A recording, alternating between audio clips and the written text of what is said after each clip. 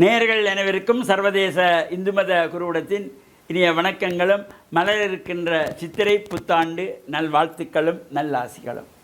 எதிர்வருகின்ற 14/4/2026 செவ்வாய்க்கிழமை பராபவ என்கின்ற நாமத்தோடு இந்த புது வருஷம் மலர்கின்றது. வாக்கிய பஞ்சாங்கப்படி காலை 8:40 திருக்கணித பஞ்சாங்கப்படி ஒரு மணித்தியால வித்தியாசத்திலே 9:32 இந்த பராபவ என்கின்ற வருஷம் பிறக்கிறது.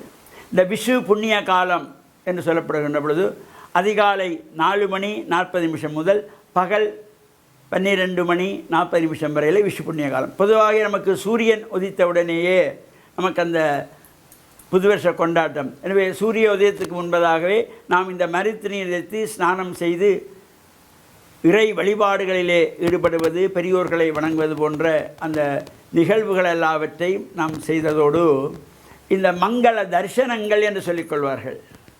அங்கே பூர்ண கும்பம் வைக்கப்பட்டு 2 பக்கம் 2 குற்று விளக்குகளை ஏற்றி வைத்து வெற்றிலை, பாக்கு, பழம், பன்னீர், மஞ்சள், குங்குமம், விபூதி, சந்தனம், பழங்கள் இவையெல்லாம் அங்கே வைக்கப்பட்டு மலர் மாலை அணிவிக்கப்பட்டு முகம் பார்க்கின்ற நிலை கண்ணாடி வைத்து அங்கே நவரத்தினங்கள், சில்லறை காசுகள், தங்கம், வெள்ளி எது எல்லாம் நமக்கு முடிகிறதோ அவற்றையெல்லாம் வைத்து இந்த ஸ்நானம் செய்தவுடனே அந்த மங்கள தரிசனம் வந்தவற்றையெல்லாம் தரிசிக்கின்ற இந்த வாழ்வு பூராவும் நமக்கு செல்வச் செழிப்போடு வாழ வேணும் என்கின்ற வகையில் அதனைத் தொடர்ந்து இந்த கை விசேஷம் என்று பெரியவர்களெல்லாம் இந்த குழந்தைகளுக்கு கை விசேஷம் கொடுப்பார்கள். வயதிலே குறைந்தவர்கள், வயதிலே மூத்தவர்களிடத்திலே கை விசேஷம் வாங்குவது.